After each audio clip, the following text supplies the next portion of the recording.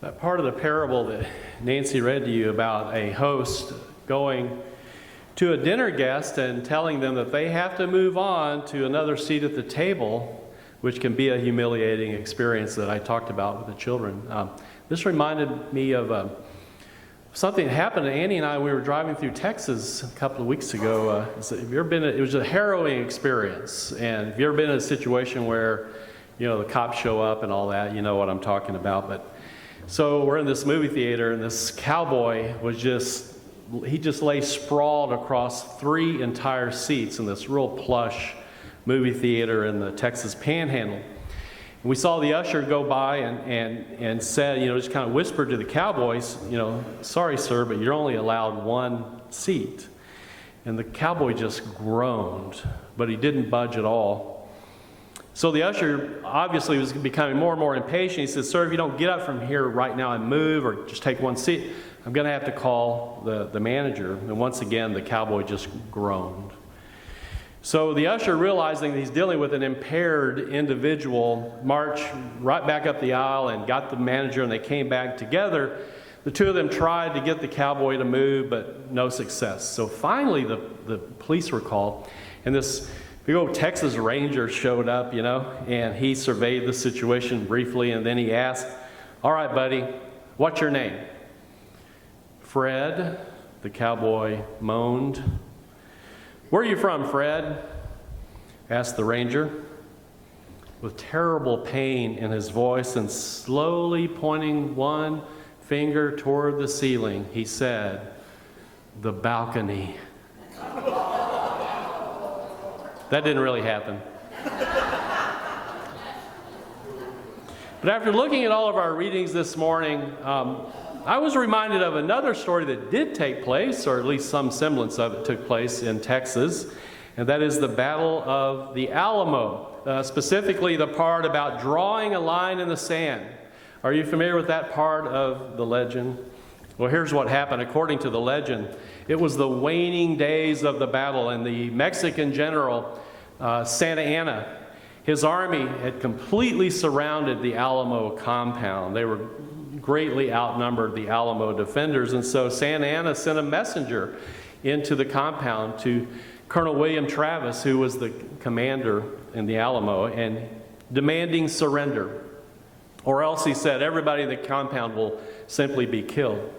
So Travis called together all of the Alamo defenders, and he explained that, defeat is just absolutely certain.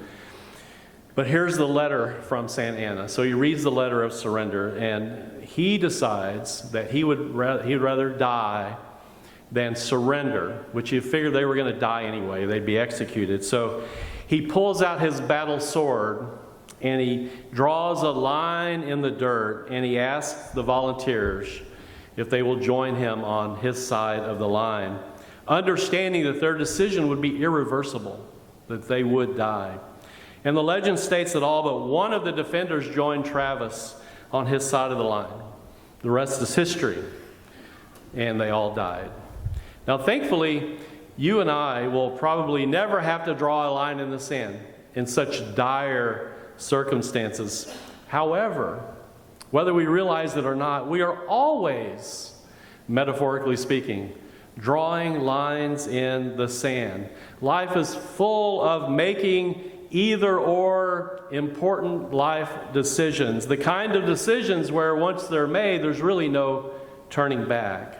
And when I think back to my own life, I think of some of the big decisions that I made about school and jobs and relationships and all that. And sometimes once you cross a line, there are unavoidable consequences for good or bad. Something is going to happen once you cross that line. And I guess an obvious example for me was my choice of a career, because I knew once I decided to become a minister, well, Katie barred the door. Nothing would be the same after that. You know that saying, Katie barred the door, don't you? Okay. Today's scripture readings to me all have this quality of drawing a line in the sand. And what I want to do is talk about each of them briefly. So if you have your bulletins, maybe you can refer back on occasion.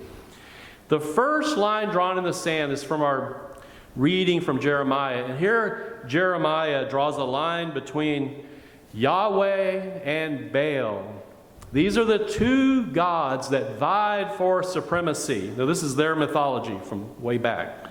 These are the two gods that are vying for supremacy in the hearts of people in the ancient Near East.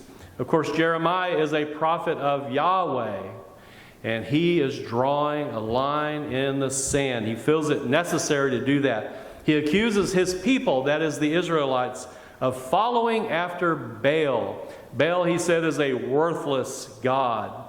And he accuses the people of forgetting what Yahweh had done for them in the past, leading their ancestors out of Egypt and bringing them into a land of plenty.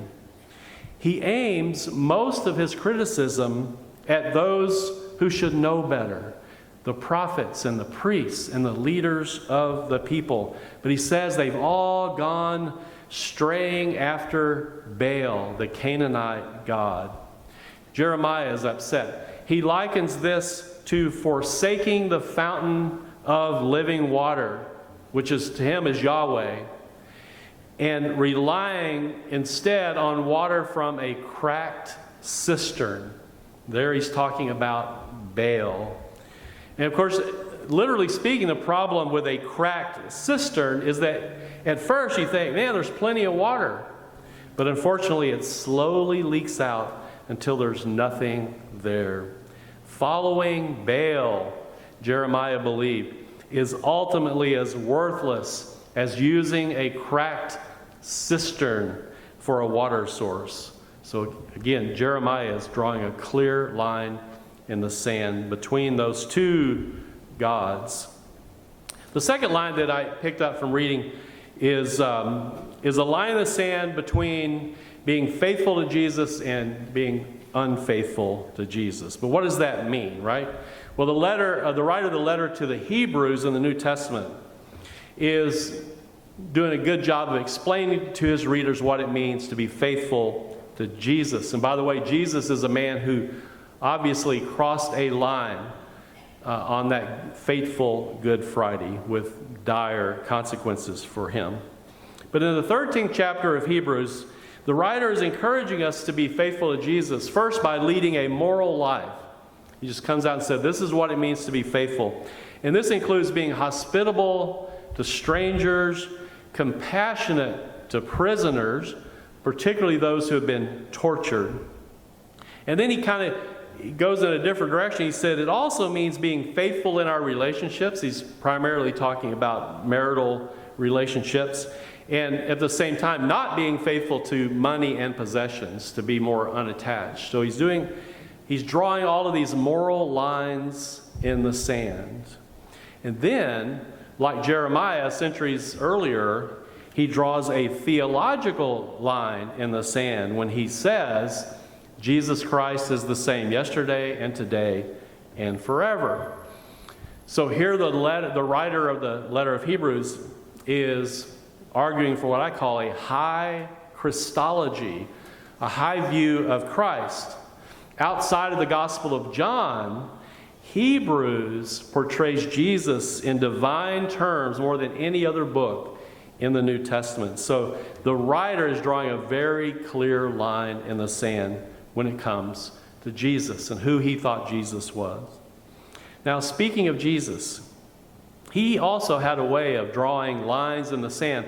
And you maybe just automatically think back to the time where he bent down and wrote something in the dirt when that woman was caught in adultery and people were wanting to stone her to death. Remember that story in John chapter 8?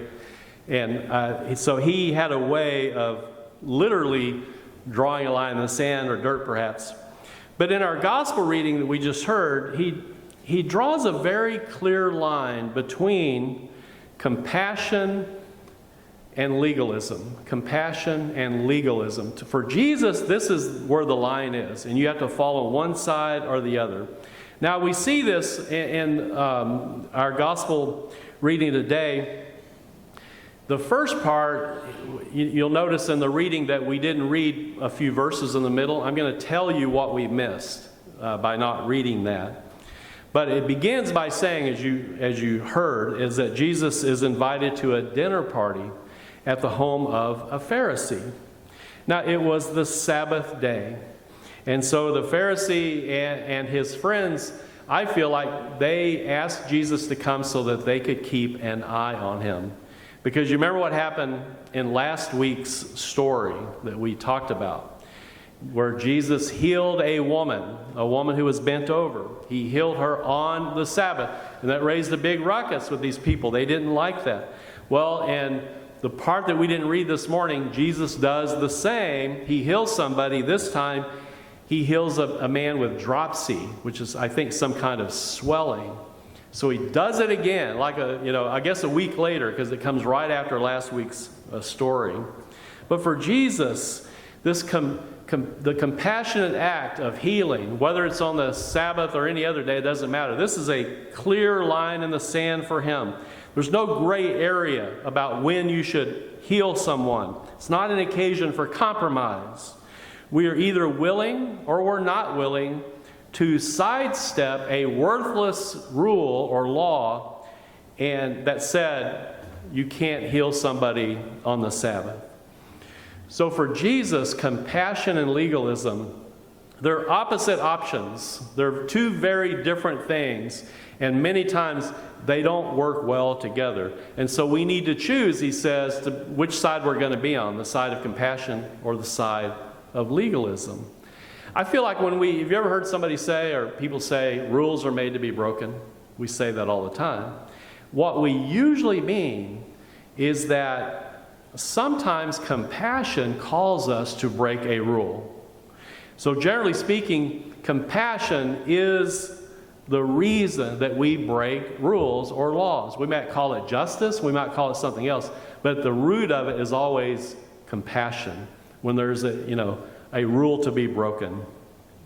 So now let's skip down. I'm going to skip the part where that I did a children's moment on, where that dinner where he throws a banquet and the host says don't choose the best seats because the host might tell you to move on. So I'm going to skip that. We're going to go to the last part of our gospel reading. Here we have to read between the lines. That's pun intended. Read between the lines. To see how Jesus is drawing a line in the sand between compassion and legalism. Here Jesus tells another parable about a wedding banquet. And he tells his listeners not to invite friends, family, or rich neighbors, because there's nothing noteworthy about that. There's nothing noteworthy about that. Instead, he says, we are to invite those who cannot repay us. That is, the poor and the physically challenged. Now, I admit that most of us are rarely, if ever, going to take this advice in a literal way, that we're going to throw a party and we're going to say, okay, I'm not going to invite my friends or my family or people, VIPs. I'm going to invite only the poor and people who are disabled. That's a rare occasion, because when we do invite people who are poor or disabled to our homes, usually those people are our friends, our relatives, our family, right? Friends or family. Now, I do want to add one thing, though, before we get too much into this. If you do have a dinner party, you do have my permission to invite me and Annie to the dinner party. I just want to clear that up. But, so what's Jesus getting at here by saying that? Because that just seems like, man, you're throwing water on my party. What is Jesus getting at? Well, here's where we have to read between the lines.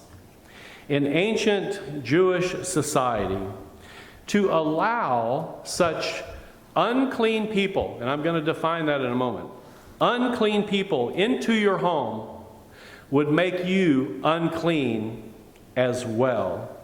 Now, by that, I don't mean physically unclean or dirty, because then you can just have somebody take a bath. I mean, and Jesus is talking about being religiously dirty, which means religiously unclean and religiously impure and religiously unholy. So why is the assumption then that the poor and the physically disabled people considered religiously unclean, dirty, unholy, and impure? Why are they making that assumption? Here's why. because people believed in that day that people were either poor or disabled or whatever's suffering or whatever's happening to them because God was punishing them for their sins. That's why they were poor. That's why they were disabled. Now that's just stupid, is it not? But that was the theology of the day. That's where they were coming from. And from that crazy theology developed a lot of crazy rules about who you should stay away from, who was unclean, who you could not make contact with. And obviously a Pharisee is not going to invite unclean people to his house for any reason, because the name Pharisee literally means separate one. Separate one. If you are a Pharisee, basically you're saying, I am a separate one, meaning I am separate from the unclean, the unholy, the dirty, and the impure masses of those people out there. A Pharisee was the last person on earth who would host an inclusive party. So here's what Jesus was doing, and I'm sure it didn't make the Pharisee and his friends happy at all. He had a way of doing that. He was drawing a line in the sand between a set of worthless purity laws, which basically means legalism, and the one thing that supersedes all laws, compassion. And that should be our takeaway from our gospel reading this morning. So where do you and I need to draw a line in the sand? Where does that happen? We could talk all day about that. If we take Jeremiah seriously, we will always choose to draw water from the fountain of living water rather than from cracked cisterns. Whatever that means to you is the way you should apply it. If we take the writer of Hebrews seriously, we should draw moral and theological lines in the sand and choose to be faithful to Jesus. After all, we are Christ followers. So that is a line that we have to draw in the sand somewhere without being mean to people on the other side of the line. And if we take Jesus seriously, we will take out our metaphorical battle swords, we will draw a line in the sand, and we will always choose the side of compassion over everything else. And so the next time you feel compelled to make an important decision or take a stand or whatever you might do, remember the Alamo. Amen.